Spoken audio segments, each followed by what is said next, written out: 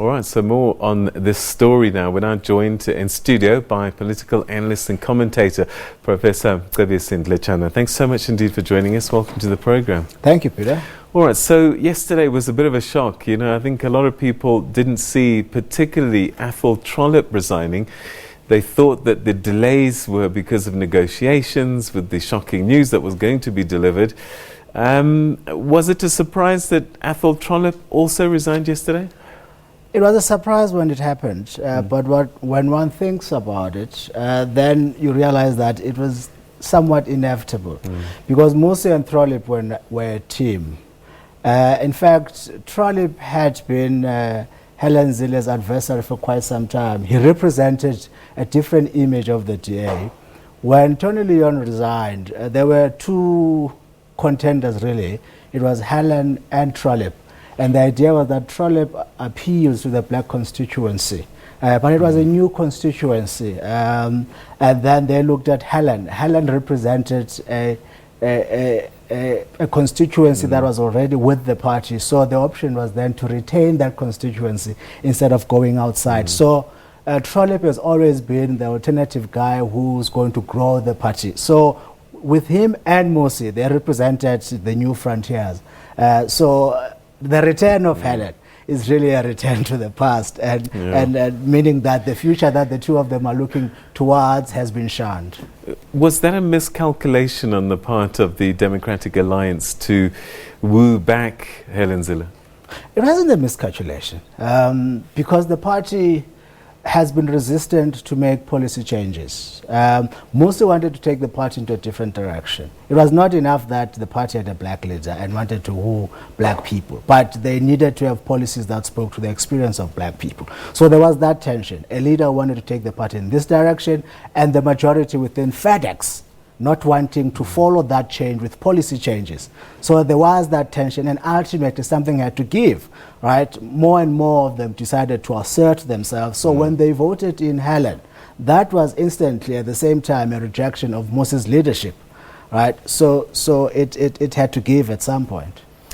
All right, so here's a question for you. I mean, I think when this news breaks, often we get quite excited, and it's like big, it trends on social media for days, and people speculate this is the end of the party. But the reality is these are two individuals, three including Herman Mashaba.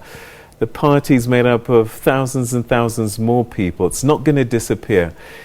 Is this an atomic bomb for the DA, or just a hurdle that they overcome and they'll continue? It's a defining moment, not only for the DA, but also for the country. Because we need comparative politics. The growth of the DA in the last 6 or 7 years has been a phenomenal story. And with that growth, then they gave the ANC a lot of competition. And the ANC started improving. The reason why the ANC has been improving is because of the electoral threat that was posed by the DA. The DA took quite a lot of municipalities, and governance at that level has improved quite a lot.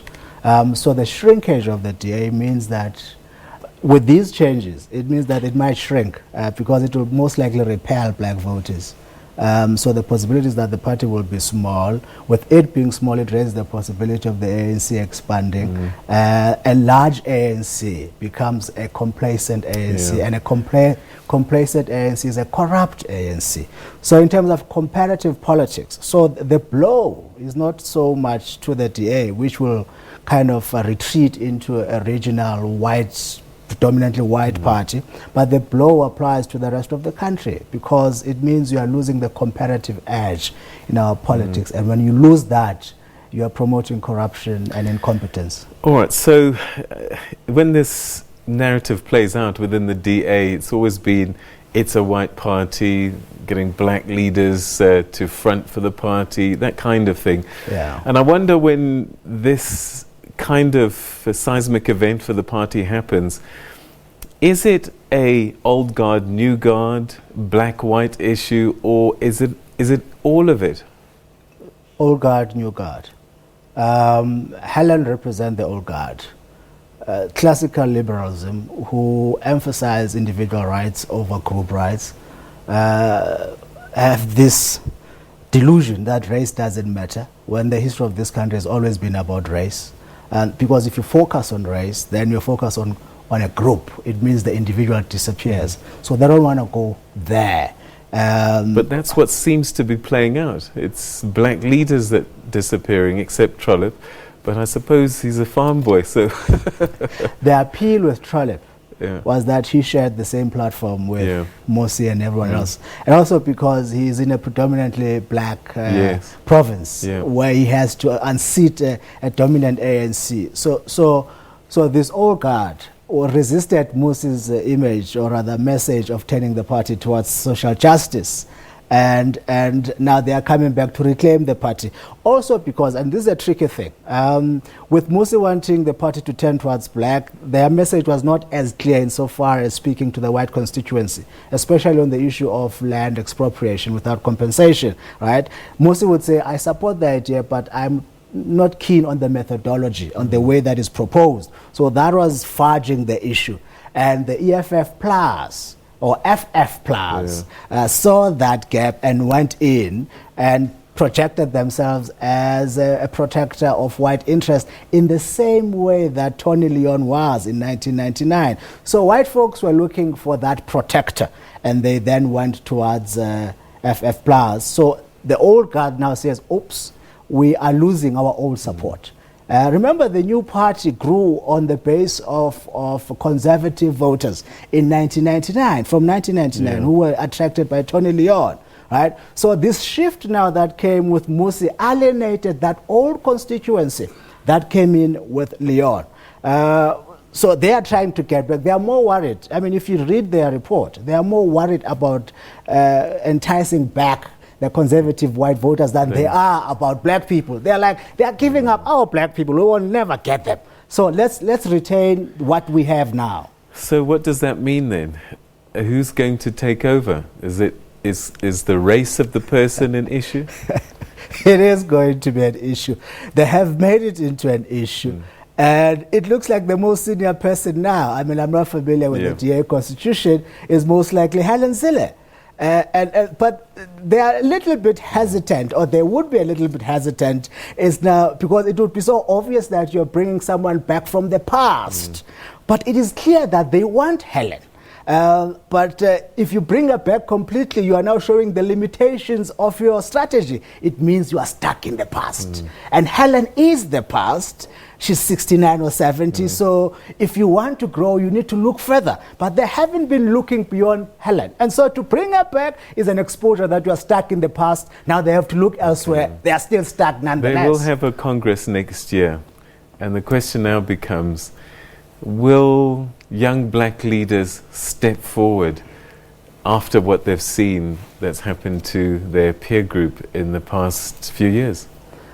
People always think that they can change things. They think that they get promises from leaders that, no, we won't repeat the mistakes of the past. And you also think that you will be different from the other guy. You will most likely get a new guy coming in. But there will be credibility problems. You see, the party has credibility crisis. It's been there for a while.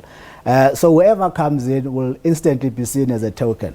Especially if the current situation persists, where the policy regime of the party doesn't change. If it doesn't change, then that black person becomes a token. Unless that black person doesn't mind being a classical liberal, then that's fine. All right, we've run out of time. Very briefly, can you see Mossi Maimane, Athol Trollip, Herman Mashaba sitting, having coffee at the moment, talking about the future?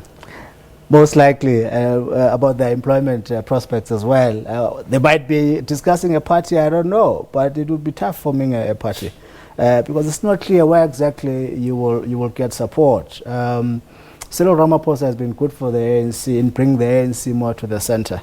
If you still had a Zuma there, then it would be easy for people like Herman and everyone else. But the ANC has covered that space to some degree, so it would be tough without a clearly identifiable constituency, because when you go raise money, you must say these are people who are likely to attract. Some people might say constituency. Young people maybe, but young people are not keen voters. Yeah.